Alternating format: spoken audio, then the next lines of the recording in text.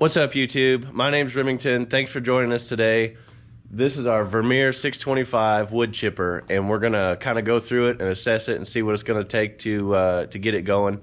It runs, and it has run in the past, but it's probably been sitting here a year and a half, 2 years without being used. And I know I have some issues with it, like some battery cables that I need to make better connections to the battery, and I just want to check a few things out on it and try and get it up and going, because we got, wood cutting season coming, and we like to be able to mulch the limbs to make mulch for the motocross track. So yeah, let's dive into it.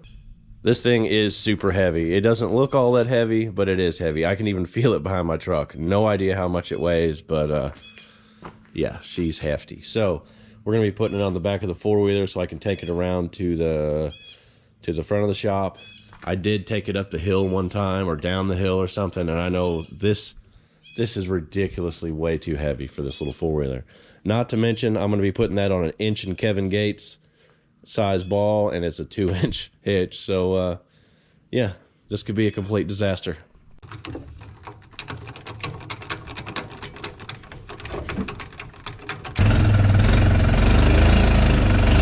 Come on, four-wheeler.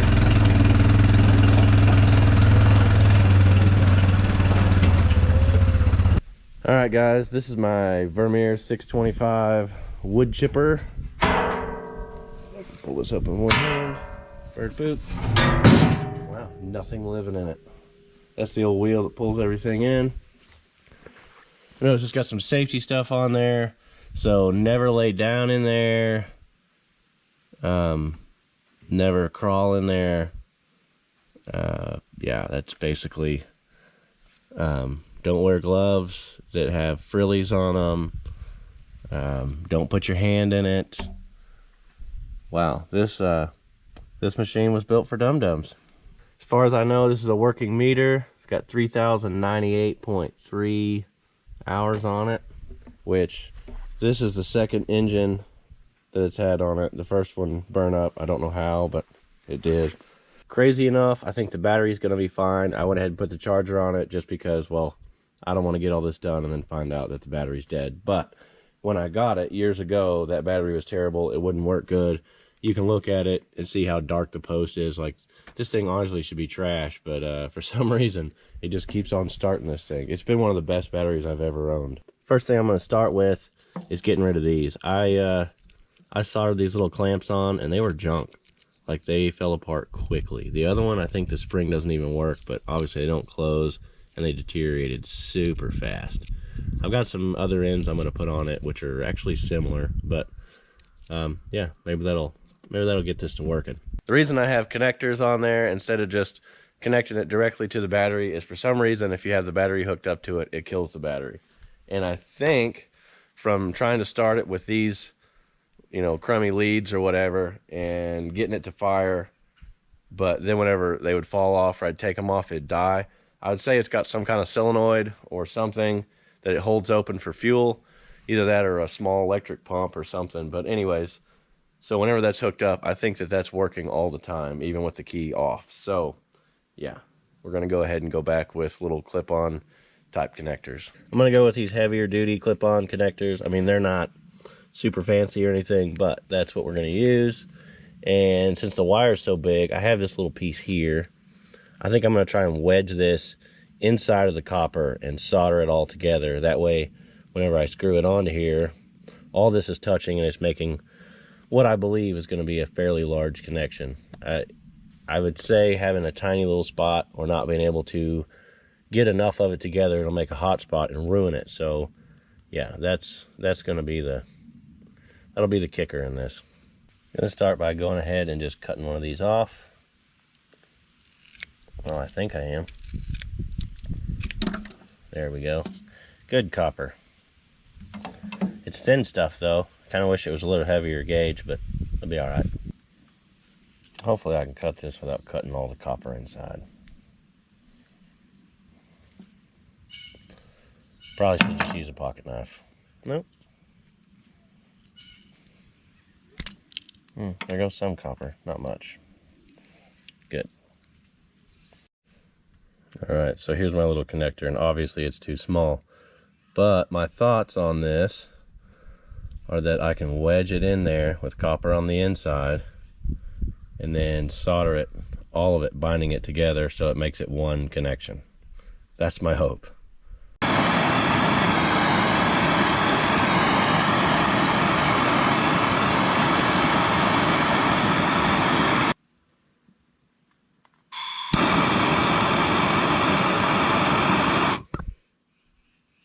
Now it's drawing it in.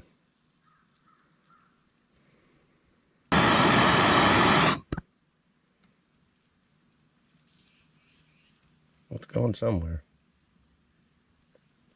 It's ugly, but there's a lot of solder in there, so I don't think it's going to be a cold joint by any means. Now the same thing on this side. I would say this flame next to a battery that's possibly gassing off is probably the stupidest idea, but here we go.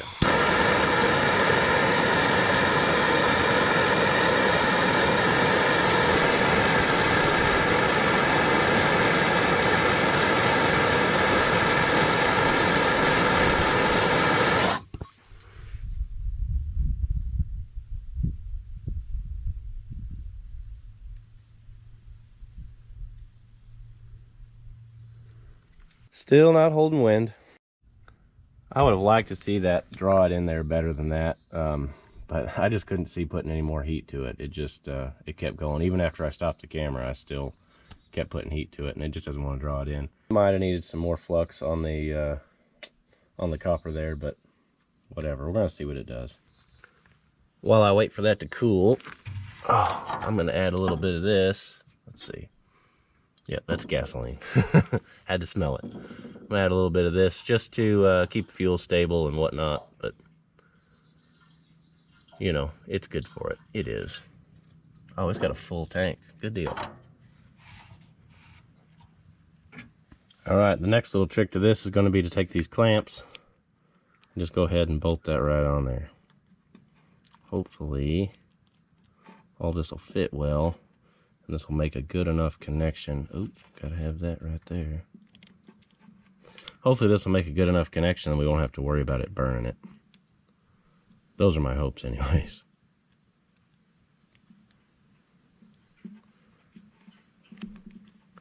Little tiny nuts. That's when you get out your little tiny wrench.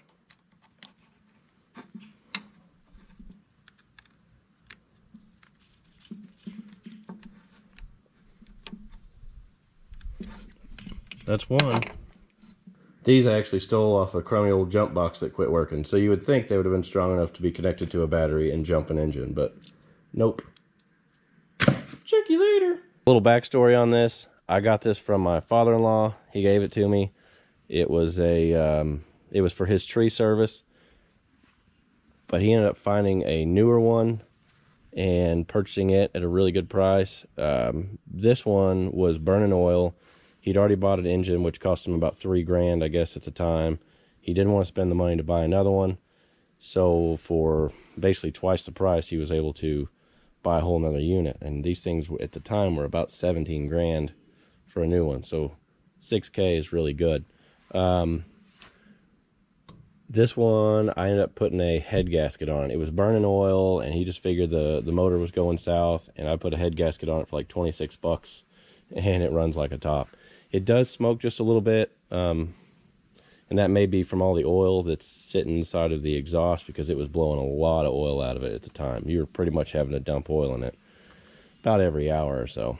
So I told him, hey man, bring it over and we'll fix it sometime, or we'll just get together and fix it. And a couple days later, he came over and told me, he said, you know what I'm gonna do? I'm gonna give this to you. So he did.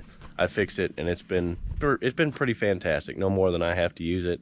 It's a industrial grade 6-inch and down chipper. So I'm gonna get this thing moved over here where it's a little more level so I can check the oil in it.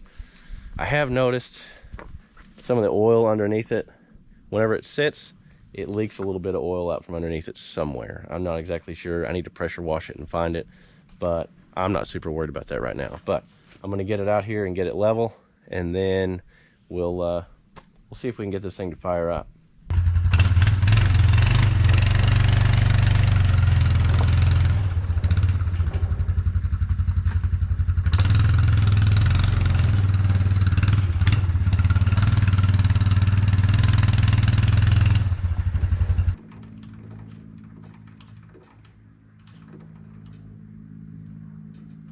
hanging up enough it lifted the old four-wheeler off the ground, so the old winch and Kevin Gates must be working.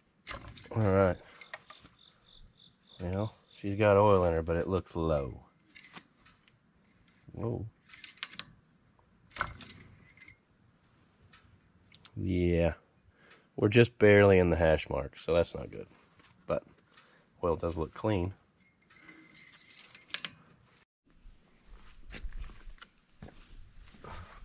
They put the oil fill hole in the most dandy spot ever. Boy, I'm gonna have to hold that too because it doesn't quite fit in the hole. She's dirty on the outside, obviously, because she's seen some old diesel oil and she's stained. Inside's good though. It calls for 1030, but I've got 1040, so that's what she's gonna get. Might regret it come wintertime, I don't know.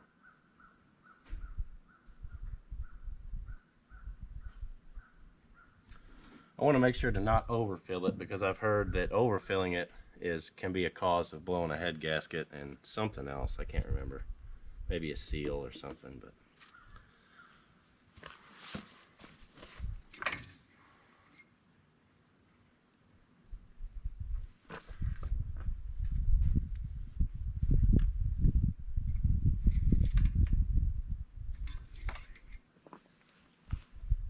perfect. Now we should try and start it, I guess. Wrapped a little electrical tape around these because that's the most professional quality way that you can possibly do this. See if this stinky old thing will fire up.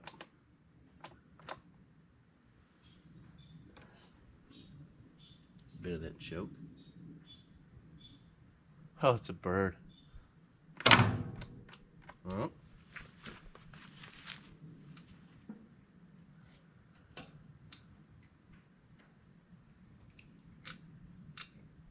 I can hear something clicking on whenever I move these cables. I put them in a better spot. I put them on the posts. All right, let's see if she'll start.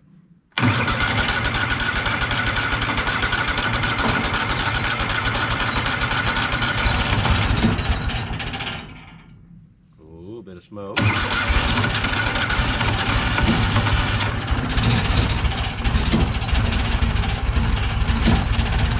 There's definitely oil in it. You know when there's no oil because it stops smoking. That's the squeaking sound. That's what actually pulls the logs or whatever into the hole. Hey, you guys get your head out of there. Don't you remember what they said? So that is controlled by this. You got your reverse, which you always had to kind of lean into it to make the reverse work. And something about the adjustment, if you try to adjust it to work better in reverse, then forward doesn't work so good. So I don't know what to do with that. But anyway, there's neutral. That's your safety. Also, I think it's designed so that if you did get pulled in and you punched into it, you throw it either out of gear or into reverse.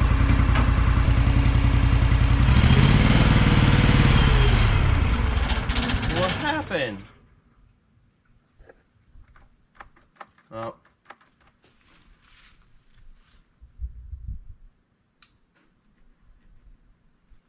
We apparently lost a connection somewhere. That's what I'm saying. If it loses connection, I can't just take the little cables off because it'll die.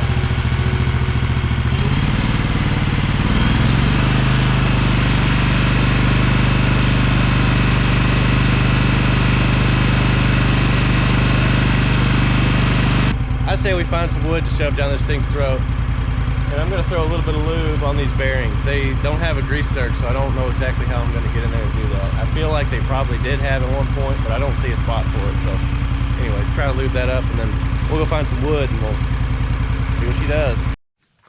All right. Whoop. Handy dandy chainsaw holder. Do not start this with your chainsaw in there, though. That's a big... it'll eat it. So this is some of the brush from when we cleared across from the shop there behind Barney. And I'm just going to grab a few pieces of it so we can test this thing and see how it eats.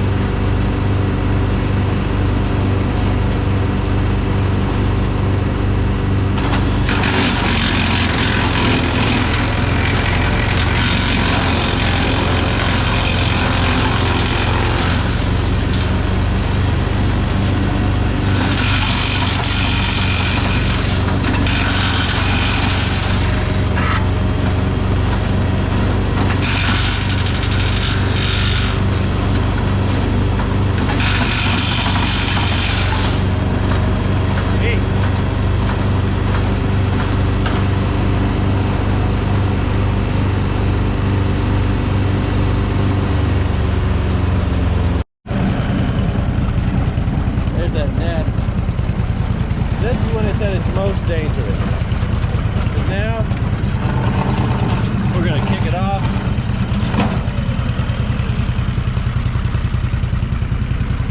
That wheel right there is gonna keep spinning for a while. It's got a big heavy counterweight with blades on it. And it'll keep spinning for quite a while.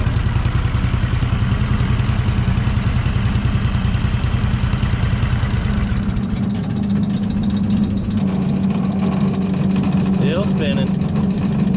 So I wanted it to slow down so that I didn't have to listen to it running while I'm trying to talk. So that's got enough weight to it that I grabbed the like the belt engagement handle. I pulled that and tightened it up, and instead of it just kind of breaking against the belt, it actually turned the engine over. So there's a lot of weight right there. And when it's moving slowly like that, like if you had your hand or something in there, if it's going fast, obviously it's got, you know, a mouth in there that with wheels that will pull you in if it's running. But if you were to have your hand in it while it's spinning, or in there or working on it for some reason, having the top off, right there is like the most dangerous, because at a high speed it's going to nip a finger off, it's going to take a hand, it's going to take whatever, but it's going to chop it off like that. But if it's going slow, that's when it can grab you and drag you into it. Like this top half actually opens up so you can get inside and change the blades. I think there's 2 or 3 blades on that big massive counterweight.